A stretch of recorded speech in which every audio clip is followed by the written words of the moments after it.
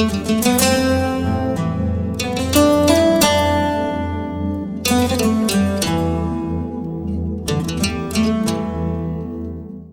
ప్రియమైన దేవుని వారలారా, మీ అందరికీ కూడా ప్రభువైన యేసుక్రీస్తు వారి పేటన వందనాలండి. చిన్న ప్రార్థన చేసుకుందాము. మమ్మల్ని మిక్కిలిగా ప్రేమించిన మా ప్రియా పరలోకపు తండ్రి, మీ ఘనమైన శ్రేష్టమైన నామమును బట్టి మీకు వందనాలు స్తోత్రాలు చెల్లించుకుంటున్నాము దేవా. ఈ సాయంకాల సమయం మందు మీ సన్నిధిలో కూడి తండ్రి, పరిశుద్ధ లేఖనాలను పరిశీలిస్తూ ఉండగా నా తండ్రి దేవా, ప్రతి మాటలో ఉన్నటువంటి భావాన్ని మేము గుర్తించుటకు గాను తండ్రి, మా హృదయాలను తెరవచేయండి, మా మనోనేత్రాలను వెలిగించండి దేవా తండ్రి.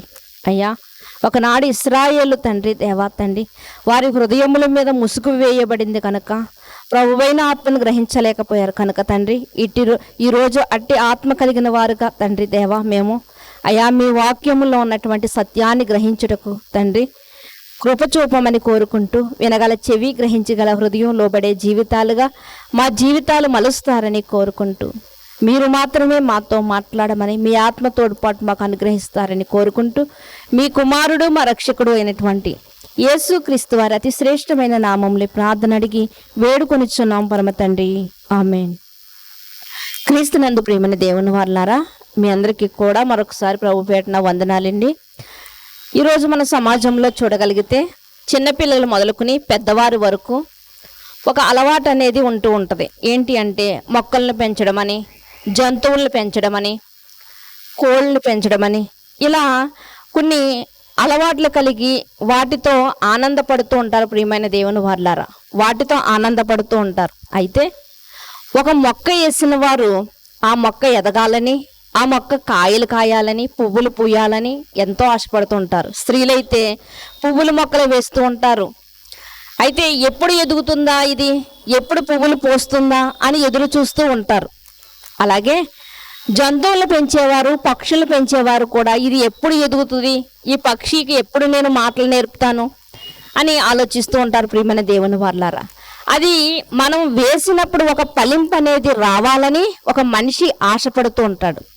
ఎప్పుడైతే మరి పెరిగినటువంటి మొక్క ఫలింపు లేదో అప్పుడు ఆ చెట్టుని కానీ ఆ మొక్కను కానీ ఏమనుకుంటాడంటే మనిషి, ఇది ఫలించినప్పుడు దీన్ని ఎందుకు తీసివేయాలి అనుకుంటూ ఉంటాడు. అలాగే బాగా ధాన్యపు గింజలు వేసి పెంచుతున్నటువంటి కోడి కానీ ఎదిగిన తర్వాత చిన్నప్పటి నుంచి పెంచుతూ ఉంటాడండి. ఇది ఎప్పుడు ఎదుగుతుంది, ఇది ఎప్పుడు నా కొరకు గుడ్లు పెడుతుంది అని ఎదురు చూస్తూ ఉంటాడు. ఎప్పుడైతే ఎదిగిన తర్వాత అది గుడ్లు పెట్టడం మానివేస్తుందో అప్పుడు మనిషి అనుకుంటాడు, ఇది ఎందుకు, ఇది అనవసరం, దీన్ని కోసేయాలి అనుకుంటాడు. ఫలించిన చెట్టుని నరికేయాలనుకుంటాడు. ఫలించని మరి గుడ్డు పెట్టినటువంటి కోడిని కోసేయాలి అనుకుంటూ ఉంటాడు ప్రియమైన దేవుని వారలారా. ఇంకా మనం చూడగలిగితే మనందరికీ బాగా తెలిసినటువంటి విషయం ఏమిటి అంటే, ఒక స్త్రీ ఒక కుటుంబానికి వెళ్ళిన తర్వాత ఎంత కట్నం తెచ్చుకున్నప్పటికీ, అన్నీ తెచ్చుకున్నప్పటికీ కూడా సంతానం లేకపోతే ఆ అత్త ముఖంలో సంతోషం అనేది ఉండదు. ఎందుకంటే అదొక లోటుగా కనిపిస్తూ ఉంటుంది. చాలామంది సంతానం లేదని చెప్పి మరొక స్త్రీని తీసుకొచ్చి వివాహం చేసిన వారు కూడా లేకపోలేదు. అంటే ఈమె వల్ల సంతానము కలగాలి, మా వంశము అభివృద్ధి చెందాలన్నటువంటి ఆలోచన కలిగి వారు ఉన్నారు కనుక. ఇది ఎంత వాస్తవ ప్రియమైన దేవుని వారలారా. మనం పెంచుతున్నటువంటి కోడి గుడ్డెట్టకపోతే దాన్ని తీసేయాలనుకుంటామో, మనం వేసినటువంటి ఒక మొక్క ఫలింపుకు రాకపోతే దాన్ని నరికేయాలని అనుకుంటాము. ఇది ఎంత వాస్తవమో అలాంటి వాస్తవాన్ని గురించి ఈరోజు మనకి తండ్రి అయినటువంటి దేవుడు మనతో మాట్లాడుతూ ఉన్నాడు ప్రియమైన దేవుని వారలారా. ఏంటి ఆ మాట అని మనం చూడగలిగితే చూడండి ఒకసారి లూకాసు వార్త వైద్యుడైనటువంటి లూకా గారు రాసినటువంటి సువార్తలోనికి మనం వెళ్ళగలిగితే 13వ అధ్యాయము యేసుక్రీస్తు వారు బైబిల్ గ్రంథంలో చెప్పినటువంటి ప్రతి మాటను కూడా మనం ఆలోచన చేయగలిగితే, యేసుక్రీస్తు వారు ఉపమానము లేకుండా ఏ ఉపదేశము కూడా ఆయన చెయ్యలేదు. ఇంతకీ ఉపమానం అంటే ఏంటి అంటే, లేని దానిని ఉన్న దానితో చూపించడమే ఉపమానం అంటే. లేని దానిని అంటే కనిపించని దానిని, లేని దానిని అంటే కనిపించని దానిని, కనిపించని దానిని కనిపించే వస్తువుతో చూపించేదే ఏంటి అంటే ఉపమానము, మాదిరి, లేకపోతే ఉదాహరణ అంటూ ఉంటాం ప్రియమైన దేవుని వారలారా. పోలిక అని చెప్తూ ఉంటాం. అంటే యేసుక్రీస్తు వారు కూడా ఏ వాక్యం చెప్పినప్పటికీ, ఎక్కడ ప్రసంగించినప్పటికీ కూడా ఆయన ఉపమానము లేకుండా ఆయన ఏ మాట కూడా చెప్పలేదు. చూద్దాం ప్రియమైన దేవుని వల్లారా, ఈ యొక్క ఉపమానాన్ని కూడా మనము ఆలోచిద్దాం. చూడండి, లూకాసు వార్త 13వ అధ్యాయము 6వ వచనం నుంచి మనం చూడగలిగితే, మరియు ఆయన వారితో ఈ ఉపమానము చెప్పెను, ఒక మనిషిని ద్రాక్ష తోటలో అంజూరపు చెట్టు ఒకటి నాటబడి ఉండెను. ఇక్కడ మనం చూడగలిగితే ఒక రైతు ఉన్నారంట. ఆ రైతుకు ఉన్నటువంటి పొలం ఏమిటంటే ద్రాక్ష తోట అంట. ఆ రైతుకు ఉన్నటువంటి పొలం ఏంటండి? ద్రాక్ష తోట. ద్రాక్ష తోట చాలా బాగా ఫలిస్తూ ఉందంట. ఈరోజు మనము కూడా గృహాలు ఎందు వేసుకుంటూ ఉన్నాం. ఏంటండి? ద్రాక్ష తోటలో గుత్తులుగా కాస్తూ ఉంటాయి. అవి పచ్చిగా ఉన్నప్పుడు కూరల్లో వాడుకుంటూ ఉంటాము. అది పండిన తర్వాత దాన్ని మరలా మనము తీసుకుంటూ ఉంటాం. అంటే అనేక విధాలుగా ఉపయోగపడుతుంటుంది. అయితే ఇక్కడ ద్రాక్ష తోట అంటే అతని పొలం అంతా ద్రాక్ష తోట వేశాడంట. ద్రాక్ష తోట అంతా కూడా బాగా ఫలించింది ప్రియమైన దేవుని వారలారా.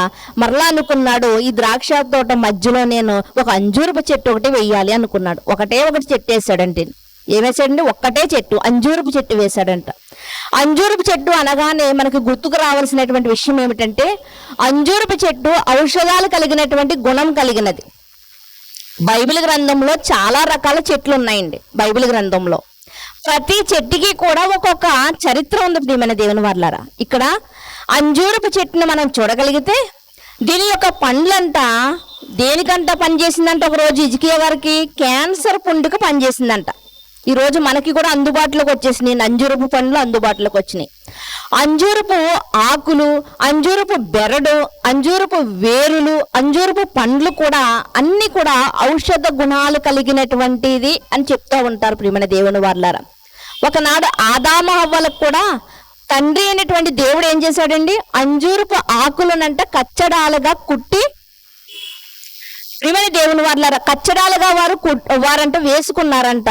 తర్వాత దేవుడు వారికి వస్త్రాలను చేయించి ఇచ్చినట్లుగా మనకు కనిపిస్తూ ఉంటది. అంటే ఇక్కడ ఈ రైతుని మనం చూడగలిగితే అంజూరపు చెట్టు అంట తోట మధ్యలో ఒక్కటి వేశాడంట. వేసిన తర్వాత ఆయన ఆలోచిస్తూ ఉన్నాడు, ప్రతిరోజు చూస్తూ ఉన్నాడు. ఈరోజు మనం కూడా చెరువుల చుట్టూ కానివ్వండి, పొలాల చుట్టూ కానివ్వండి, కొన్ని చెట్లు వేస్తూ ఉంటాం. ఏంటిండి అయ్యి? కొబ్బరి చెట్ల వల్ల కూడా చాలా ఉపయోగం ఉందండి. దానిలో ఏది వేస్ట్ అయ్యేది ఏమీ ఉండదు. దాని ఆకుల దగ్గర నుంచి, దాని కాయల దగ్గర నుంచి, పీచు దగ్గర నుంచి ప్రతిదీ కూడా అవసరమే మనిషికి. ప్రతిదీ కూడా ఉపయోగపడేదే. కనుక ఏం చేస్తూ ఉంటారంటే పొలము చుట్టూ కానివ్వండి, చెరువుల చుట్టూ కానివ్వండి, గట్ల మీద కానివ్వండి, వేటిని ఎక్కువగా మనం పండిస్తాము అంటే కొబ్బరి చెట్లను ఎక్కువగా పండిస్తూ ఉంటారు. అయితే వారైతే అంజూరపు చెట్లను వారు ఎక్కడైతే అక్కడ అంజూరపు చెట్లను వారు వేసుకుంటూ ఉండేవారు. అయితే ఈ రైతు కూడా అదే ఆలోచన కలిగి ఒక చెట్టు వేద్దాం ముందు, తర్వాత ఇది ఫలిస్తే, ఇది బాగుంటే, దీని దిగుబడి బాగా వస్తే మరలా మరొక చెట్టుని వేయొచ్చు. ఈరోజు ఏమండి, మనమైతే వరి పొలం అయితే మనకు బాగా తెలిసింది. కానీ కొన్ని ప్రాంతాలకు మనం వెళ్ళగలిగితే 3 పంటలు పండుతూ ఉంటాయండి. మరి కొన్ని ప్రాంతాలకు, ఏజెన్సీ ప్రాంతానికి వెళ్ళామనుకోండి, అక్కడ ఏపుగా ఎదిగినటువంటి పేపర్ తయారయ్యే చెట్లు ఉంటాయండి. ఏపుగా ఎదిగిపోయి ఉంటాయి పేపర్ తయారయ్యే చెట్లు. దానికి చుట్టుకుని మిరియాల పోదలు ఉంటూ ఉంటాయండి. దానికి చుట్టుకుని ఏముంటాయండి? మిరియాల పోదలు ఉంటాయండి. వాటి కింద ఏముంటాయంటే కాఫీ తోటలు ఉంటూ ఉంటాయి. కాఫీ తోటలు అంటే 3 పంటలు పండుతున్నాయి. మధ్యలో మరొక చెట్టు వేసుకుంటూ ఉంటారు. అలాగే ఈయన కూడా ఒక ప్లాన్ వేసుకుని ఏమనుకుంటున్నాడంటే, ఈ ద్రాక్ష తోటలో నేను ఏం చేస్తానంటే ఒక అంజూరపు చెట్టును ముందు వేసి చూస్తాను, అది బాగుందా, అది ఫలించిందా, అది ద్రాక్ష తోటకి ఇబ్బంది లేకుండా ఉందా, అయితే మరలా తర్వాత మనం వేద్దాం అన్నటువంటి ఆలోచన కలిగి ఒక మొక్క వేసిన తర్వాత అంట ఆయన చూస్తూ ఉన్నాడంట. ప్రియమైన దేవుని వారలారా, చూస్తూ ఉన్నాడంట. చూడండి, ఆ మాటలో మీరు చూడగలిగితే, అతడు దాని పండ్లు వెదక వచ్చినప్పుడు ఏమీ దొరకలేదు గనుక అతడు, ఇదిగో 3 ఏండ్ల నుండి నేను ఈ అంజూరపు చెట్టు పండ్లను వెదుకుచున్నాను గాని ఏమీ దొరకలేదు. ఏమంటాడండి రైతు వచ్చి? తోటమాలి దగ్గరకు వచ్చి, అయ్యా 3 సంవత్సరాల నుంచి నేను వస్తున్నాను, వారానికి ఒకసారి వస్తున్నాడో రైతు, నెలకు ఒకసారి వస్తున్నాడో మనకు తెలియదు, కానీ 3 సంవత్సరాల నుంచి అంట చూస్తూనే ఉన్నాడంట. వచ్చినప్పుడు ద్రాక్ష తోట చుట్టూ తిరుగుతున్నాడు, ఈ అంజూరపు చెట్టు దగ్గరకు వచ్చి దాన్ని చూస్తూ ఉన్నాడంట. ఎందుకంటే అంజూరపు చెట్టు ఎలా ఉంటుందంటే ఆకులతో నిండి ఉంటుందండి, కాయలు ఎక్కడ ఉన్నాయో కూడా కనిపించినంతగా ఆకులతో ఉంటుంది. అందుకని ఒకనాడు యేసుక్రీస్తు వారు కూడా పొరపాటు పడ్డారు. ఇంత గుబురుగా ఉన్నాయి కదా ఆకులు, ఇందులో ఫలం ఏదో ఉంటది, ఇందులో అంజూరపు పండు ఉంటది అనుకున్నారు ఆయన, కానీ లేదు. ఈయన కూడానంట వెతుకుతున్నాడంట, ఎక్కడైనా పండు కాసిందా, ఎక్కడైనా పిండి దిగిందా, ఎక్కడైనా పూత పెట్టిందా అని వెతుకుతూ ఉన్నప్పుడంట ఎప్పుడు వచ్చినా కూడా 3 సంవత్సరాల నుంచి ఎప్పుడు వచ్చినా కూడానంట అది ఏం లేదంటే అండి, ఫలింపు లేదంట. ప్రియమైన దేవుని వాళ్ళారా, ఫలింపు లేనప్పుడు మరి ఆయన ఏం మాట్లాడుతున్నాడు అంటే అక్కడ చూడగలిగితే, దీనిని నరికివేయము, దీని వలన ఈ భూమి ఏల వ్యర్థమైపోవలెనని ద్రాక్ష తోటమాలితో చెప్పాను. ఏమని చెప్తున్నాడండి? దీన్ని నరికివేనాయన. రైతు తోటమాలితో చెప్తున్నటువంటి మాట, తోటమాలి ఈ చెట్టును నరికివే, 3 సంవత్సరాల నుంచి చూస్తున్నాను ఫలము లేదు, దీన్ని నరికివే. ఎందుకంటే అది ఏం చేస్తుందంట, దాన్ని చూడగలిగితే భూమియు దీని వల్ల అంటే ఏం వ్యర్థమైపోతుందంట, భూమి వ్యర్థమైపోతుందంట. భూమి ఎందుకు వ్యర్థమైపోతుంది అంటే ప్రియమైన దేవుని వాళ్ళారా, ఇక్కడ భూమి ఎందుకు వ్యర్థమైపోతుంది అన్నదాన్ని మనం ఆలోచించగలిగితే, భూమి సారాన్ని లాక్కుంటుంది. భూమి ఏమిస్తుందండి, మనకి సారం ఇస్తుందండి. అయ్యో భూమి సారం ఇవ్వట్లేదండి, నేను పిండేయడం వల్ల, నేను మందు కట్టడం వల్ల, ఇవన్నీ చేయడం వల్ల అనుకోవడానికి లేదు. ప్రియమైన దేవుని వల్ల భూమికి సారవంతమైనటువంటి నేలగా దేవుడు దీన్ని చేశాడు. కనుక ఇక్కడ భూమి యొక్క సారాన్నంట ఏది లాక్కుంటుందంట, ద్రాక్ష తోట లాక్కుంటుంది. ద్రాక్ష తోట ఫలాన్ని ఇస్తుంది, కానీ అంజూరపు చెట్లు లాక్కుంటుంది కానీ, ఎదుగుతుంది కానీ, ఆకులు వేస్తుంది కానంట అది ఫలం ఇవ్వట్లేదంట. అంటే భూమి సారాన్ని అనుభవిస్తుంది కానీ అది ఫలాన్ని మాత్రం ఇవ్వట్లేదు అని ఇక్కడ ఆయన మాట్లాడుతూ దీన్ని నరికివే అంటున్నాడు. రైతు ఎంత స్పీడ్గా అయితే, ఎంత తొందరగా అయితే ఆ మాట చెప్పాడో, తోటమాలి అంత స్పీడ్గా పని చేయలేడండి. ఎందుకంటే రైతు నెలకు ఒకసారి వచ్చి చూస్తున్నాడేమో, కానీ ఈ తోటమాలిని మనం చూడగలిగితే తోటమాలి ప్రతి దినము కూడా దానికి నీరు పెట్టి దాని యొక్క బాగోగులన్నీ చూస్తూ ఉంటాడు. చూడండి, చాలా మంది కోళ్ళని పెంచుకునేవారు కోడిని తినరండి, ఎందుకంటే దాని ఒక ఇంట్లో ఉన్నటువంటి ఒక పసిబిడ్డతో సమానంగా చూసుకుంటూ ఉంటారు. అలా మనం చూడగలిగితే ఇక్కడ ఈ తోటమాలి కూడానంట ఏం చేస్తున్నాడంట, అయ్యో ఈ రైతు ఏంటి ఈ మొక్కను నరికేయమంటున్నాడు కనుక అని ఆలోచిస్తూ ఉన్నాడు. ఎందుకంటే అతనికి నరకాలని అనిపించట్లేదండి, ఎందుకంటే అతడు దాన్ని పెంచి పోషించాడు. రైతు డబ్బులు ఇచ్చి పలానా మొక్క తెచ్చే ఈ తోటమాలి అనగానే డబ్బులు మాత్రం ఇస్తాడండి, కానీ ఇక్కడ తోటమాలి ఆ మొక్కను తీసుకొచ్చి దానికి అన్ని సదుపాయాలు చేసి, దానికి నీరు పెట్టి, దాని యొక్క బాగోగులు చూసి, దానిలో ఎక్కడైనా ఎండిపోయినటువంటి ఆకు ఉంటే దాన్ని తీసివేసి, ఎక్కడైనా చీర పడితే దాన్ని తీసివేసి, చాలా చక్కగా దాన్ని సంరక్షిస్తూ ఒక చంటి బిడ్డను చూసినట్లుగా మొక్కల్ని పెంచుతూ ఉంటాడు. ప్రియమైన దేవుని వాళ్ళారా, అందుకనే ఆయనకి ఆ చెట్టు తీయాలంటే మనసు ఒప్పలేదు. అందుకని ఆయన అంటున్నాడు, అయ్యా లేదయ్యా, నేను ఇంకొక సంవత్సరం ఛాన్స్ ఇవ్వండి, ఇంకొక సంవత్సరం, ఈలోగా సంవత్సరంలో అది ఫలించిందా దాన్ని ఉంచుదాం, లేకపోతే అప్పుడే తీసేద్దాం. సంవత్సరం కాలం గడువు అడుగుతున్నాడు. ఈలోగా నేను ఏం చేస్తానంటే దాన్ని చుట్టూ తవ్వుతాను, ఎరువు వేస్తాను, ఇంకా దాన్ని నేను ఇంకా ప్రత్యేకంగా దాన్ని నేను చూస్తాను అని ఆయన చెబుతూ ఉన్నాడు. ప్రియమైన దేవుని వర్లారా, చూడండి ఆ మాటను మరలా మనం చూడగలిగితే మరొక ఇదే మన యొక్క ఆధ్యాత్మిక జీవితంలో మనం గాని ఒకవేళ అవలంబించుకుంటే, ఒకవేళ ప్రియమైన దేవుని వారలారా, దేవుడు కూడా ఈ లోకంలోనికి మనల్ని తీసుకొచ్చి ఉదయం లేచినప్పుడు నిజంగా మనం ప్రార్థన చేసుకుంటున్నప్పుడు మనకు అనిపిస్తూ ఉండాలి, ఏంటి ఈ రోజు నిద్రలోంచి నేను లేచానా అంటే నేను సజీవంగా ఉన్నాను. ఎందుకంటే నిద్రలో నుండి లేవని వారు, నిద్రలోనే చనిపోయిన వారు చాలా మంది ఉంటున్నారు.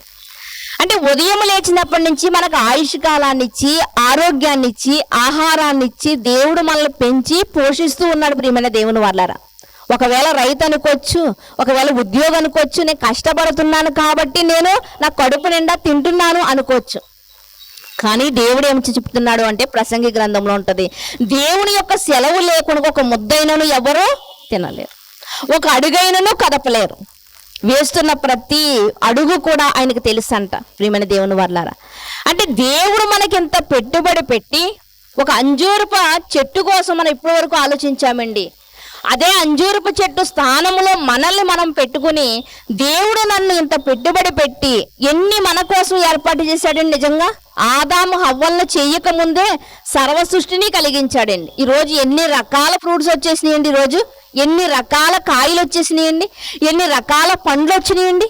ఇవన్నీ ఎవరి కోసం అంటే మన కోసమే.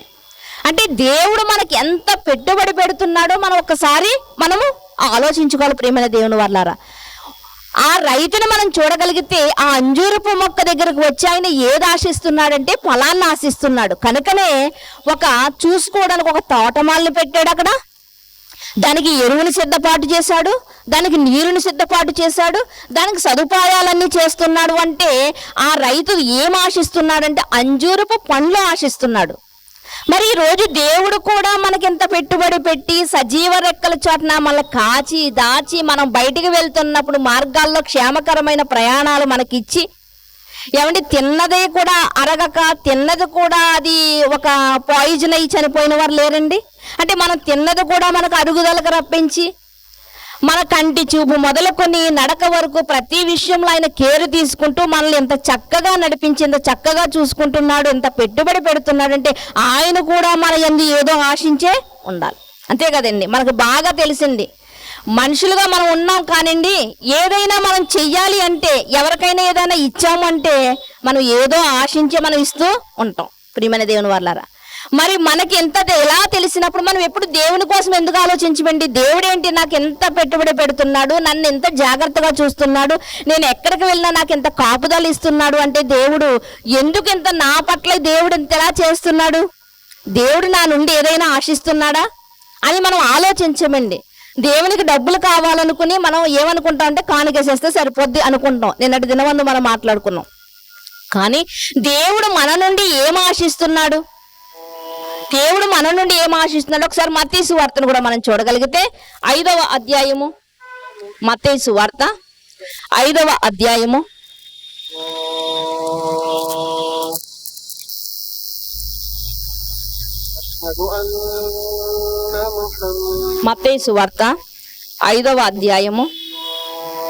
16వ వచనాన్ని మీరు చూడగలిగితే, మనుషులు మీ సత్క్రియలను చూచి పరలోకమందున్న మీ తండ్రిని మహిమపరచునట్లు వారి ఎదుట మీ వెలుగు ప్రకాశింపనీయుడి. ఇక్కడ మనం చూడగలిగితే ప్రియమైన దేవుని వర్లారా, మన బ్రతుకుల్ని బాగు చేసుకున్నటకు, మన కుటుంబాలను మనం దిద్దుకొనుటకు దేవుడు మనకు పెట్టుబడి ఎంతో పెట్టి దానితో పాటు మనకు శ్రేష్టమైనటువంటి వాక్యాన్ని వినిపిస్తూ ఉన్నాడండి. ఈ వాక్యము ద్వారా మనం మన జీవితాలని మనం ఏం చేసుకోవాలండి, సరి చేసుకోవాలి. వాక్యం అంటే ఎలాంటిదని చెప్పుకుంటూ ఉంటామండి, అద్దం లాంటిది. అద్దం ముందుకు వెళ్ళినప్పుడు మన ముఖంలో ఉన్నటువంటి లోపాలను ఎలా అయితే సరిదిద్దుకుంటామో వాక్యంలోనికి వచ్చినప్పుడు కూడా మనము సరిదిద్దుకుంటూ ఉండాలి. మనలో ఉన్నటువంటి లోపాలను మనం సరిదిద్దుకుంటూ ఉండాలి ప్రియమైన దేవుని వర్లారా.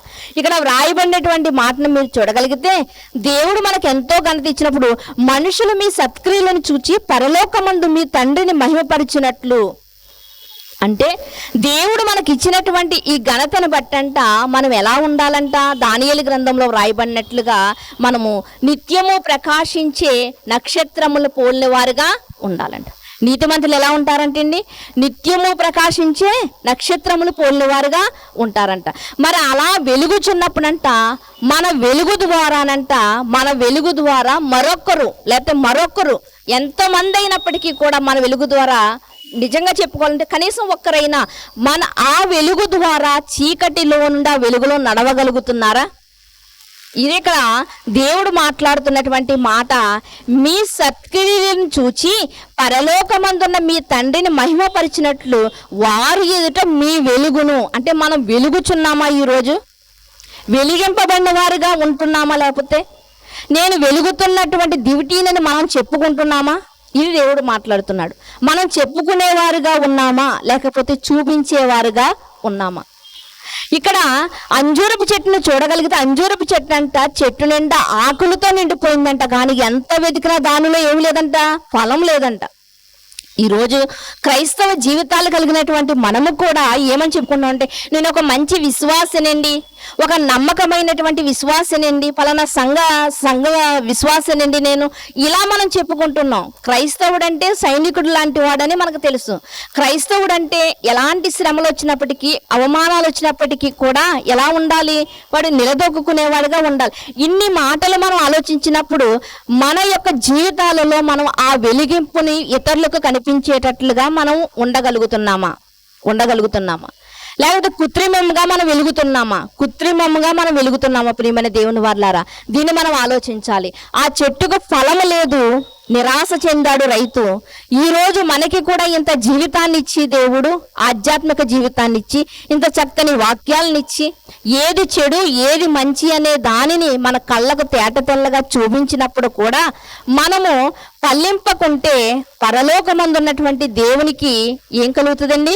బాధ కలుగుతుందంట. ఒకనాడు ఇశ్రాయేలుకు కూడా ఎన్నో సదుపాయాలు చేయించి, ఆయన ఏం కావాలంటే అది వారికి ఇచ్చి, ఆయన అన్నీ చేసినప్పటికీ కూడానంట ఇశ్రాయేలంట తండ్రి అయినటువంటి దేవుణ్ణంట మరచిపోయారంట. ప్రియమైన దేవుని వారలారా, మరచిపోయి దేవుడెవరు, దేవుడు ఉన్నాడా అని దేవుణ్ణి ధిక్కరించేవారుగా తయారైనప్పుడంట అక్కడ ఏమని రాయబడదంటే ఇర్మీయా గ్రంథములో, దేవుడంట వారి నిమిత్తము చాటున ఏడుస్తున్నాడు అంటున్నాడు. ఇక్కడ కూడా రైతు అంటున్నాడు, ఇదిగో ఈ మొక్కను, ఈ అంజూరపు చెట్టును నరికేయి అంటున్నాడు. ఫలములు లేని అంజూరపు చెట్టును నరికే అంటున్నాడు. మనం కూడా అంటాం, ఇన్ని సంవత్సరాలు వచ్చినాయి, నీకు ప్రయోజనం లేదురా, ఎందుకురా నువ్వు భూమికి భారం అంటూ ఉంటారు చాలా మంది ప్రియమైన దేవుని వారలారా. కనుక ఈ యొక్క వాక్య భాగాన్ని మనం చూడగలిగితే దేవుడు ఎంత పెట్టుబడి పెట్టి కూడా ఇక్కడ మనల్ని నిలబెట్టి, మనల్ని ఒక స్తంభాలుగా నిలబెట్టాలనుకున్నప్పుడు మనం ఫలించకపోతే మనల్ని తీసేయడం న్యాయం ప్రియమైన దేవుని వారలారా. అంతే కదండి, న్యాయం. అదే ప్లేస్ లో మరొకరిని పెడితే ఉపయోగం ఉంటుందేమో. అందుకనే రైతు అనుకుంటున్నాడు, ఆ అంజూరపు చెట్టును తీసివే, దాని యొక్క స్థానంలో అది భూమి సారాన్ని లాక్కుంటుంది, ప్రయోజనం లేదు. కాబట్టి దాన్ని తీసేస్తే దాని బదులు మరొక మొక్కను వేయగలిగితే అది పండ్లు కాస్తుందేమో అన్నటువంటి ఆలోచన కలిగి అక్కడ రైతు మాట్లాడుతున్నాడు. పరలోకమందు ఉన్నటువంటి దేవుడు కూడా మనకు అన్ని ఇచ్చి, అన్ని సదుపాయాలు ఇచ్చి, కొన్ని దేశాలు ఈరోజు కేరళ ప్రాంతాన్ని చూడగలిగితే ఎలా ఉందండి? చాలా గందరగోళంగా ఉంది. వరదలతోనూ వర్షాలతోనూ నిండుకొని తినడానికి ఆహారం లేక, పడుకోవడానికి చోటు లేక ఎంతగానో ఇబ్బంది పడుతూ ఉన్నారంట. కొంతమంది మనుషులు కనిపించట్లేదని ఎంత వెతికినా కూడా కనిపించలేదంటండి. కానీ ఒకే గృహములోనంట చనిపోయిన శవాలుగా వారు కనిపించారంట ప్రియమైన దేవుని వారు. అలాంటి పరిస్థితి మనకేమీ లేదు. దేవుడు అన్ని అనుకూలంగా మనకి ఇచ్చాడు. ఇచ్చినప్పటికీ కూడా మనం ఫలింపకపోతే దేవుడు మనల్ని తీసేయటం న్యాయమే ప్రియమైన దేవుని వారలారా. గుడ్డు పెట్టని కోడిని మనం కోసేసిన న్యాయమైనప్పుడు, ఫలించని చెట్టును నరికివేయడం న్యాయమైనప్పుడు, మనం కూడా ఆధ్యాత్మికంగా ఫలించకపోతే మనల్ని తీసేయడం కూడా న్యాయమే. అదే ప్లేస్ లో మరొకరిని నిలబెట్టుకుంటే, దేవుడు నిలబెట్టుకోవాలి అనుకుంటే ప్రియమైన దేవుని వల్ల చావు అంచు వరకు దగ్గరికి వెళ్ళిపోయిన వాడిని కూడా నిలబెట్టుకుంటాడు. తన జీవితం అంతా సర్వనాశనం చేసుకున్న వాడిని కూడా నిలబెట్టుకుంటాడు. ఏమండి, యేసుక్రీస్తు వారితో తిరిగినటువంటి వారు ఎవరండి? జాలర్లు. వాళ్ళు చూసిన వారందరూ ఏమంటున్నారు?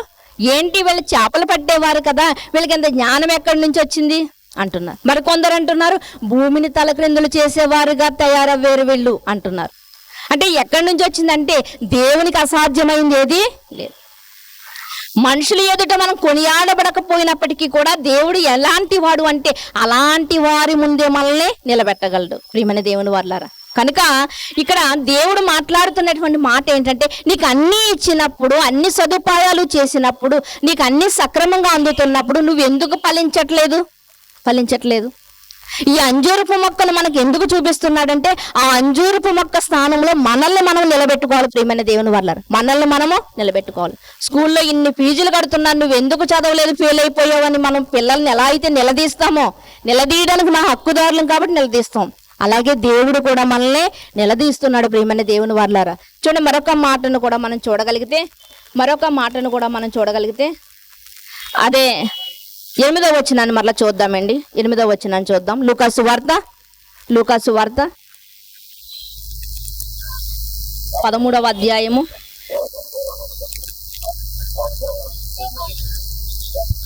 లూకా సువార్త 13వ అధ్యాయము 8వ వచనాన్ని మీరు చూడగలిగితే, అయితే వాడు, అయ్యా నేను దాని చుట్టూ త్రవ్వి ఎరువు వేయి మట్టుకు ఈ సంవత్సరమును కూడా ఉండనిమ్ము, అది ఫలించినా సరే లేని ఎడల నరికించి వేయుమని అతనితో చెప్పాను. తోటమాలి రైతు చెప్పినటువంటి మాటకి తోటమాలికి బాధ కలిగిందండి. తోటమాలి అంటున్నాడు, అయ్యా లేదయ్యా, మరొక సంవత్సరం చూద్దాం. మరొక సంవత్సరం చూసినప్పుడు నేనేం చేస్తాను అంటే మరలా దాన్ని తవ్వుతాను, మరలా దానికి ఎరువు వేస్తాను. ఈసారి నేను ఒక ప్రత్యేకంగా దాన్ని చూస్తాను, నేను దీన్ని ప్రత్యేకంగా చూస్తాను. ఒక సంవత్సరం గడువు లేకపోయిన ఎడల అప్పుడు సంవత్సరం చూసిన తర్వాత ఫలించకపోతే అప్పుడు నరికేద్దాంలే అని తోటమాలి మాట్లాడుతున్నాడు. ప్రియమైన దేవుని వారలారా, దీన్ని మనం ఆధ్యాత్మికంగా మనం ఆలోచన చేయగలిగితే, ఆ అంజూరు మొక్క మనము అయితే చుట్టూ తవ్వడం వల్ల ఏం జరుగుతుంది అంటే, ఒక మొక్క చుట్టూ తవ్వినప్పుడు ఏం జరుగుతుందంటే లోపల ఉన్నటువంటి ప్రతి పురుగు కూడా బయటికి వస్తూ ఉంటుంది. ఎందుకంటే ఆ పురుగు ఉండడం వల్ల చెట్టుకి ఏం కలుగుతుందండి, నష్టం కలుగుతూ ఉంటుంది. అయితే ఇప్పుడు ఏమంటున్నాడు అంటే దాని వల్లే మాది ఒక లోపమేమో, ఒకవేళ నేను దాని చుట్టూ కూడా నేను తవ్వుతాను అంటున్నాడు. ప్రియమైన దేవుని వారలారా, ఈరోజు మన ఆధ్యాత్మిక జీవితాలలో కూడా మనకి ఫలింపు లేదు అంటే ఎక్కడో లోపం ఉండాలి. కనుక మరి వాక్యము మనకి వినబడుతున్నప్పుడు ఆ వాక్యాన్ని మనం తీసుకుని మనలో ఉన్నటువంటి లోటుపాట్లన్నిటిని కూడా మనం ఏం చేసుకోవాలండి, సరి చేసుకోవాలి.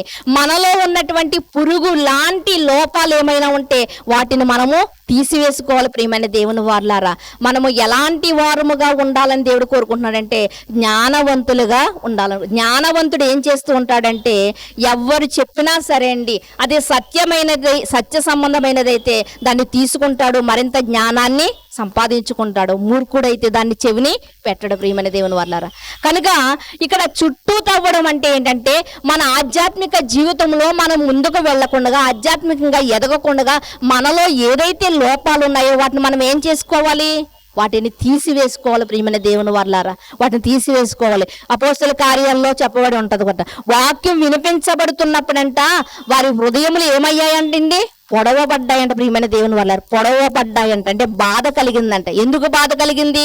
చెప్పబడుతున్నటువంటి వాక్యము వారి హృదయాల్లో ఎలా ఉందంటే ఒక లోటుని చూపిస్తుంది, ఒక లోపాన్ని చూపిస్తుంది. ప్రియమైన దేవుని వారలారా, కనుక ఇక్కడ మనం చూడగలిగితే మన యొక్క ఆధ్యాత్మిక జీవితంలో ఉన్నటువంటి ఆ లోపాలను మనం ఏం చేసుకోవాలంటే ఎప్పటికప్పుడు వాక్యము ద్వారా మనం పరీక్షించుకుంటూ ఉండాలి. మనం ఎప్పటికప్పుడు వాక్యము ద్వారా పరీక్షించుకుంటూ ఉండాలి. తర్వాత తోటమాలి చెబుతున్నటువంటి మాట ఏమిటంటే దాని చుట్టూ తవ్వి నేను ఎరువును వేస్తాను అంటున్నాడు. ఎరువు దేనికి సాదృశ్యంగా ఉందంటే వాక్యానికి సాదృశ్యంగా ఉంది. ప్రియమైన దేవుని వారలారా, మన యొక్క ఎప్పుడైతే మనం బలహీనంగా ఉన్నామో దేవుడు అప్పుడు మనల్ని ఏం చేస్తూ ఉంటాడంటే వాక్యము చేత మనల్ని బలపరుస్తూ ఉంటాడు. వాక్యము చేత మనం బలపరిచినప్పుడు మనం దాన్ని తృణీకరించకూడదండి. దేవుని మాటలు వినబడుతున్నప్పుడు దాన్ని మనం దూరం చేసుకోకూడదు. ప్రియమైన దేవుని వారలారా, ఎందుకంటే యెహోవా దొరుకు కాలమందే మనము ఆయన్ని పట్టుకోవాలి. ఆయన మాటలు వినబడుతున్నప్పుడే మనం వాటిని తీసుకోవాలి, స్వీకరించాలి. ప్రియమైన దేవుని వారలారా, తర్వాత ఒకవేళ దొరకకపోవచ్చు కూడా. అంటే ఒక రైతు, ఒక తోటమాలి ఎలా అయితే అంజూరపు చెట్టు చుట్టూ త్రవ్వి దానికి ఎరువు వేసి నీరు పోస్తున్నాడో దేవుడు కూడా మనకి ఎల్లప్పుడూ కూడా మనకి ఏం చేస్తూ ఉన్నాడంటే మనకి వాక్యాన్ని అనుగ్రహిస్తూనే ఉన్నాడు. ఆ వాక్యాన్ని మన హృదయంలోనికి తీసుకుని ఆధ్యాత్మిక బలాన్ని మనం సంపాదించుకోవాలి. ప్రియమైన దేవుని వారలారా, ఎంత వాక్యం విన్నప్పటికీ కూడా మనం ఇంకా బలహీనులుగా ఉన్నాం అనుకోండి, దేవుడు ఏమనుకుంటాడు అంటే ఇదిగో వారి ప్లేసులో ఎవరైతే సత్యవాక్యానికి చెవినిస్తున్నారో వాళ్ళకి ఇస్తే బాగుంటుందేమో, వాళ్ళు నిలబెడితే బాగుంటుందేమో అనుకుంటూ ఉంటాడు. ప్రియమైన దేవుని వారలారా, ఒకనాడు ఇస్కరియోతు యూదాను కూడా 12 మంది శిష్యుల్లో ఒక్కడిగా నిలబెట్టుకున్నాడు యేసుక్రీస్తు వారు. నిలబెట్టుకుంటే ఆ యొక్క ఆధిపత్యాన్ని నిలుపుకోలేకపోయాడు. యేసుక్రీస్తు వారి యొక్క శిష్యుడిగా ఉండే యోగ్యతను పోగొట్టుకున్నాడు. అతడు పోగొట్టుకున్నది ఎవరు దక్కించుకున్నారండి? మత్తయి దక్కించుకున్నాడు. ప్రియమైన దేవుని వారలారా, ఎవరు దక్కించుకున్నారు? మత్తయి దక్కించుకున్నాడు.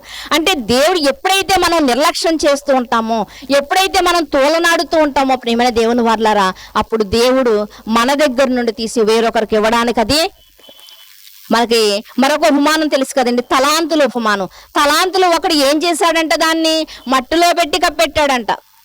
సోమరి వాడిగా మట్టిలో పెట్టి కప్పెట్టినప్పుడు మరి ఆ యొక్క వ్యాపారి వచ్చినప్పుడు, అయ్యా నీకు ఇచ్చినది ఏది అంటే 5 తలాంతులు ఇచ్చిన వాడు ఏమంటున్నాడంటే, 5 తలాంతులతో నేను వ్యాపారం చేశాను, 5 సంపాదించాను నాయన, ఇదిగో అంటున్నాడు. 4 ఇచ్చినవాడు 4 సంపాదించాడు. 1 ఇచ్చినవాడు సోమరి వాడు కనుక ఏమంటున్నాడు అంటే, ఇదిగో ఈ ఒక్కటి వ్యాపారంలో పెడితే ఇది ఏమైనా పోతుందేమో, లాస్ వస్తే మరలా నీకు ఆ ఒక్కటి నేను ఎలా ఇవ్వాలి అని ఆలోచించి ఇది పోకుండా ఉండాలని ఏం చేశాడంట, మట్టిలో పెట్టి దాన్ని కప్పెట్టాడంట. ప్రియమైన దేవుని వల్లారా, అట్టి రీతిగా దేవుడు మనకిచ్చిన తలాంతుని మనం కప్పెట్టేవారుగా ఉండకుండా దాన్ని వినియోగించేవారుగా ఉండాలని దేవుడు ఇక్కడ మనకి చెబుతూ ఉన్నాడు. ప్రియమైన దేవుని వల్లారా, ఈ ప్రకారముగా మరి ఆయన అంటున్నాడు, అయ్యా చుట్టూ త్రవ్వుతానయ్యా, ఎరువు వేస్తానయ్యా అంటున్నాడు. దేవుడు ఈ రోజు ఎన్నో లోపాలను మనకు చూపిస్తున్నాడు వాక్యము ద్వారా. ఇదిగో నీలో ఈ లోపం ఉంది, సరి చేసుకుంటే మంచిది, సరి చేసుకోకపోతే ప్రియమైన దేవుని వల్లారా మనం దేవునికి ఇష్టలుగా మనము ఉండలేము. అందుకనే పదే మనతో మాట్లాడుతున్నాడు, నువ్వు సరి చేసుకో అని దేవుడు మనతో మాట్లాడుతూ ఉన్నాడు. ప్రియమైన దేవుని వల్లారా, మనలో ఉన్నటువంటి ఆ లోపాలు కానివ్వండి, మనలో ఉన్నటువంటి దేవునికి ఇష్టం లేనటువంటి లక్షణాలు కానివ్వండి, వీటన్నిటినీ కూడా మనం ఏం చేయాలంటే విడిచిపెట్టాలి. ప్రియమైన దేవుని వల్లారా, పిల్లల విషయంలో తల్లిదండ్రులు చెప్తుంటారు, ఇదిగో నువ్వు చేస్తున్నది తప్పు, నువ్వు మాట్లాడుతున్న తప్పు అన్నప్పుడు వాడు విడిచిపెట్టినప్పుడే తల్లిదండ్రులకి ఎలా అయితే సంతోషం కలుగుతుందో, అలాగే మనము కూడా వాటిని విడిచిపెట్టినప్పుడే పరలోకమందు ఉన్నటువంటి తండ్రికి సంతోషం కలుగుతుంది. ప్రియమైన దేవుని వల్లారా, ఇలాంటి ఎన్నో వర్తమానములు దేవుడు మనకు అనుగ్రహిస్తూ ఉండగా ప్రియమైన దేవుని వల్లారా, మనం అనుకుంటూ ఉంటామో ఈ సంవత్సరం కాదులే, మరో సంవత్సరం మారొచ్చులే, 2025 వచ్చిన తర్వాత మారొచ్చులే, డిసెంబర్ 25 వచ్చినప్పుడు మారొచ్చులే, జనవరి 1కి మారొచ్చులే, ఇలా మనం వాయిదాలు వేసుకుంటూ ఉంటాం. ప్రియమైన దేవుని వల్లారా, మరి అక్కడ ఒక సంవత్సరం గడువిచ్చాడు కదండి రైతు, ఇక్కడ మరొక సంవత్సరం నాకు గడువిస్తాడని మనం అనుకుంటూ ఉంటాం. కానీ ప్రియమైన దేవుని వల్లారా, ఎన్నో మార్లు మనం మాట్లాడుకున్నటువంటి విషయమే, మన యొక్క ఆయువు ఎలాంటిదంటే ఆవిరి వంటిదంట, మన ఆయుష్ ఎలాంటిదండి నీటి మీద బుడగ వంటిదంట. ఇంకా సంవత్సరం అనుకోకూడదు. ఒకవేళ నీకు ఇచ్చిన గడువు సంవత్సరం అయిపోయిందేమో, ఒకవేళ ఆ చెట్టుకి ఒక సంవత్సరం గడువు ఇచ్చాడని మనం చదువుకుంటున్నాం, కానీ నీకు ఇచ్చింది నీకు ఎన్ని సంవత్సరాలు ఇచ్చాడు? 3 సంవత్సరాలు. ఎన్ని మూళ్ళు ఇచ్చాడు నీకు? ఎన్ని సంవత్సరాలు ఇచ్చాడు? ఎప్పుడో మనం తప్పిపోవలసినటువంటి వారముగా ఉండగా, మనము సాతాను యొక్క చెరలోనికి వెళ్ళిపోవలసిన వారమై ఉండగా, దేవుడు మనల్ని పిలుచుకుని తన యొక్క శక్తివంతమైనటువంటి మాటల చేత మనల్ని ఏం చేస్తున్నాడు అంటే మనల్ని బలపరుస్తూ ఉన్నాడు. ప్రియమైన దేవుని వల్లారా, ఎన్నో మార్లు ప్రియమైన దేవుని వల్లారా, ఒక ఆవిడ 10 నాణాలు ఉన్నాయంటండి, ఒక నాణం కింద పడిపోయిందంట, దాన్ని ఎంతగా వెతికిందో అలా దేవుడు మనల్ని కూడా వెతుకుతూ ఉన్నాడు. ప్రియమైన దేవుని వల్లారా, మనల పట్ల కూడా ఆయన జాలి చూపిస్తున్నాడు, కరుణా కటాక్షం చూపిస్తూ ఉన్నాడు. ఎందుకంటే నా పిల్లలు తప్పిపోకూడదు. మనందరిది మనం ఎక్కడి నుంచి వచ్చామంటే మన పౌరస్థితి ఎక్కడ అంటే ఫిలిప్పి గారు చెప్తూ ఉంటారు. ఎక్కడ ఉందండి మన పౌరస్థితి అంటే ఫిలిప్పి గ్రంథంలో ఉంటుంది, పరలోకము అని ఉంటుంది. ప్రియమైన దేవుని వల్ల అంటే మనం దేవునిలో నుండి వచ్చిన వారము మరలా తిరిగి వెళ్ళేటప్పుడు మనం తప్పిపోకూడదు. ప్రియమైన దేవుని వల్ల మార్గం తప్పిపోకూడదు. మనం ఎక్కడికి వెళ్ళాలంటే మనం ఎక్కడ నుండి వచ్చామో మనం అక్కడికే వెళ్ళాలి. అందుకనే మహారాజు అనేటువంటి దావీదు కానివ్వండి, మరి ఎందరో భక్తులు కానివ్వండి ఏం చెప్తూ ఉంటారంటే, మేము నీ దృష్టిలో అతిథి వంటి వారము అంటూ ఉంటారు, మేము భూమి మీదకి వచ్చినటువంటి పరదేశులము అంటూ ఉంటారు. ప్రియమైన దేవుని వారలారా, అయితే మనం భూమి మీదకి వచ్చింది మన సత్క్రియలనే వెలుగును చూపించడానికి. మనం ఎప్పుడు కూడా దీపాన్ని వెలిగించి కొంచెం కిందో మంచం కిందో మనం పెట్టం కదండి, మనం పెట్టం కదా. ఎక్కడ పెడతామంటే దీపస్తంభం మీదే దాన్ని పెడతాం. ఈరోజు దేవుడు కూడా ఇదిగో ఎవరు మనల్ని నిందించినప్పటికీ, ఎవరు అవమానపరిచినప్పటికీ కూడా ఒక దీపస్తంభం మీద ఉన్నటువంటి దీపం వల్లే మనల్ని ప్రజలకు చూపించాలి అనుకుంటున్నప్పుడు మన వెలుగును మనమే కనుమరుగు చేసేద్దామా? లేకపోతే మన వెలుగులో అనేక మంది చీకటిలో బ్రతుకుతున్నటువంటి వారు ఉన్నారు కదా, వాళ్ళకి దారిని చూపిద్దామా? మనం ఆలోచన చేసుకోవాలి. ప్రియమైన దేవుని వారలారా, బైబిల్ గ్రంథంలో ఎంతో మంది స్త్రీలు కానివ్వండి, భక్తులు కానివ్వండి ఏం చేశారంటే వారి యొక్క జీవితాలు అనేక మందికి మాదిరికరంగా చూపించారు. వారి యొక్క జీవితాలు ఎంతో మందికి మరి మార్గదర్శకులుగా పెట్టుకున్నారు. ప్రియమైన దేవుని వారలారా, కనుక మరి కొత్త నిబంధనలో చూడగలిగితే అబ్రహాం గారి పేరుని ఎత్తుతూ ఉంటారు, యాకోబు గారిని గురించి చెప్తూ ఉంటారు. ఎందుకు చెప్పుకుంటున్నారు ఇంత పదే? వాళ్ళు ఒకవేళ మూర్ఖులు అయితే, ఒకవేళ వాళ్ళ బుద్ధిహీనులు అయితే ఎత్తుతారండి వాళ్ళ పేరు? లేదండి. దేవునికి ఇష్టలుగా జీవించారు కాబట్టే అబ్రహాము కోసం చెప్తూ ఉన్నారు, యాకోబు గారి కోసం చెప్తూ ఉన్నారు, మోషే గారి కోసం చెప్తూ ఉన్నారు. వారిలో ఉన్నటువంటి లక్షణాలు మరొకసారి దేవుడు రాయించాడు. ఏమండి, మనకు నచ్చిన దానిని, మనం మెచ్చిన దాన్ని రెండోసారి ఎలా అయితే చెప్పుకుంటామో, దేవుడు మరొకసారి వారి కోసం ఎందుకు రాయించాడంటే వారి సత్క్రియలంట దేవునికి నచ్చాయంట, దేవునికి మహిమకరంగా ఉన్నాయంట. ప్రియమైన దేవుని వారలారా, ఇర్మియా గారిని కానీ, యెహెజ్కేలు గారిని మనం చూడగలిగితే ప్రజల నిమిత్తం వారి జీవితాలు ఏమైపోయినండి? ప్రజల నిమిత్తం వారి జీవితాలంట వారు అర్పణగా పెట్టారండి. ప్రియమైన దేవుని వారలారా, కనుక ఇక్కడ మనం చూడగలిగితే ఫలించేవారుగా ఉన్నామా, లేకపోతే ఫలించనేటువంటి చెట్టు వలె ఉండి నరకబడడానికి సిద్ధంగా ఉన్నామా? అపోస్తులు ఉన్నటువంటి మరి ఎంతో మంది కానివ్వండి, లేకపోతే బాప్తిస్మం ఇచ్చి యోహాను గారు కానివ్వండి, ఏమని చెప్తూ ఉంటారంటే, ఇదిగో వాక్యం వినబడినప్పుడు మిమ్మల్ని మీరు సరి చేసుకోండి అని చెబుతూ ఏమంటాడంటే ఆయన, ఇప్పుడే చెట్ల వేరున గొడ్డలి ఉంచబడి ఉంది. గొడ్డలి చెట్ల వేరున ఉంచబడింది అంటే సిద్ధముగా ఉంది. కనుక చివరి దినాలు మనకి ఇచ్చినటువంటి సంవత్సరం కాలం అయిపోయిందేమో, లేకపోతే మనకి ఇచ్చినటువంటి 2 సంవత్సరాల కాలం అయిపోయిందేమో. ఇప్పుడైనా మనం ఏం చేయాలంటే ఈ వాక్యం వినబడుతున్నప్పుడు మనల్ని మనం సరి చేసుకోవాలి. ప్రియమైన దేవుని వల్లరా, అలా సరి చేసుకుంటే ఒకవేళ సిలువ మీద ఉన్నటువంటి దొంగ ఎలా అయితే నిజంగా ఒక దొంగ అండి, ఒక నేరస్తుడండి, కానీ మనసును మార్చుకున్నాడు, తన లోపాలు తెలుసుకుని ఎక్కడికి వెళ్ళాడండి? నేరస్తుడు దొంగ అయిన వాడు శిక్షకు వెళ్ళాలి, కానీ పశ్చాత్తాప హృదయం కలిగిన వాడుగా ఎక్కడికి వెళ్ళాడంటే పరదేశకు వెళ్ళినట్లుగా మనకు తెలుసు. ప్రియమైన దేవుని వల్లరా, కనుక ఒకవేళ మనకి ఇచ్చిన సంవత్సర కాలం అయిపోయిందేమో, మనకి ఇచ్చిన దినాలు అయిపోయినాయేమో, మరొక అవకాశం అని ప్రతి సంవత్సరం ప్రతిరోజు మనం ప్రార్థన చేయడం కాదు. ప్రియమైన దేవుని వల్ల అది ఎంత బుద్ధిహీనత అంటే, ఎన్నిసార్లు అవకాశం ఇచ్చినప్పటికీ కూడా మరలా అడగడం ఒక బుద్ధిహీనత. ప్రియమైన దేవుని వల్ల కనుక ఇప్పుడు దేవుడు మనకి ఇచ్చినటువంటి అవకాశం అయిపోయిందేమో, ఇంకా లేదేమో. కనుక ఈ చివరి దినాలలో, ఈ దినాలు ఎలాంటి దినాలు అని దేవుడు చెప్తున్నాడు అంటే, కడవరి దినాలు, అపాయకరమైనటువంటి దినాలు, దుర్దినాలు.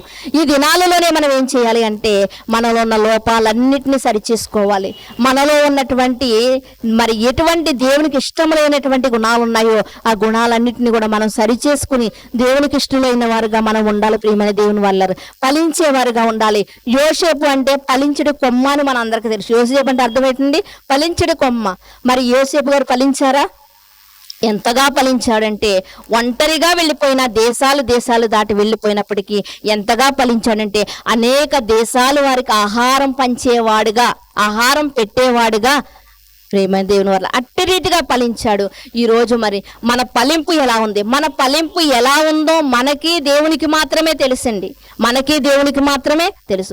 మనమైతే పై స్వరూపాన్ని చూసే మనిషి ఎలాంటి వాడు చెప్తాం, కానీ దేవుడు అలాంటి వాడు కాదు. ప్రియమైన దేవుని వల్ల బైబిల్ చట్టం అలాంటిది కాదు. మనిషి యొక్క మరి అంతరంగాన్ని పరిశీలన చేసి దేవుడు మాట్లాడుతూ ఉంటాడు. అందుకనే ఒక గొర్రెల కాపరిని చూసి అతని మనసును చూసి సింహాసనం ఎక్కించాడంట. ఒక పశువుల కాపరిని తీసుకొచ్చి దేవుడు తనతోనే మాట్లాడుతుంటే ఆమోసు గారు ప్రజలకి చెప్పేవాడంట. ఇలాంటి వారిని మరి గాడిదలు మేపుకుంటున్నటువంటి సౌలుని తీసుకొచ్చి సింహాసనం ఎక్కించాడు. ఇలాంటి వారందరినీ ఎక్కడ దొరికారు దేవునికి? ఇలాంటి వారిని తీసుకొచ్చి సింహాసనం ఎక్కించాడు ఏంటి అని చాలా మంది అనుకుంటారు. దేవునికి నచ్చింది ఏంటంటే వారి మనసును నచ్చే. ప్రియమైన దేవుని వాళ్ళారా, వాళ్ళలో ఎటువంటి కపటము లేదు, వారిలో ఎటువంటి దురాలోచనలు లేవు. అందుకనే దేవునికి నచ్చిన భక్తులుగా వారు ఉన్నారు. ఈరోజు మనం ఫలించే భక్తులుగా ఉన్నామా? ఫలించకపోతే చెట్ల వేరన గొడ్డలి ఉంచబడి ఉంది, నరికి వేయడానికి సిద్ధమే. అయ్యో ఎందుకు ప్రభువా నన్ను ఇక్కడ తీసుకొచ్చో, నన్ను ఎందుకు మధ్యలో నరికేసేవారు మనం అడగడానికి సరిపోము. ఎందుకంటే దేవుడు అన్యాయస్తుడైతే కాదు. ప్రియమైన దేవుని వాళ్ళారా, దేవుడి న్యాయం ఏది చేసినా న్యాయమే.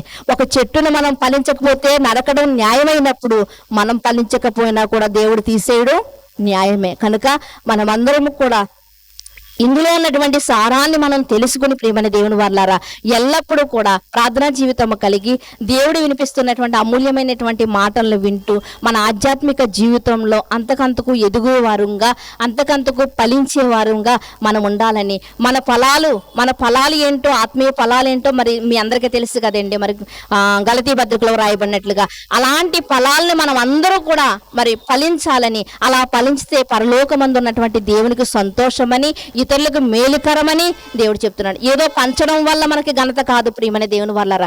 ఏదన్నా పంచామనుకోండి మనిషి, అది ఒక రోజు మాత్రమే మనల్ని పొగుడుతూ ఉంటాడు దానివల్ల. కానీ మన యొక్క మరి సత్క్రియల ఫలము చేత, లేకపోతే సత్క్రియల వెలుగు చేత వెలిగించబడిన వాడు నిజంగా చివరి వరకు కూడా వెలుగులో జీవించడానికి అవకాశం ఉంది. కనుక యోధా గారు చెప్పినట్లుగా అనేక మంది నరకానికి జారిపోవడానికి సిద్ధంగా ఉన్నారు. కనుక అగ్నిలో నుండి లాగినట్లు కొందరినైనా లాగండి అంటున్నాడు.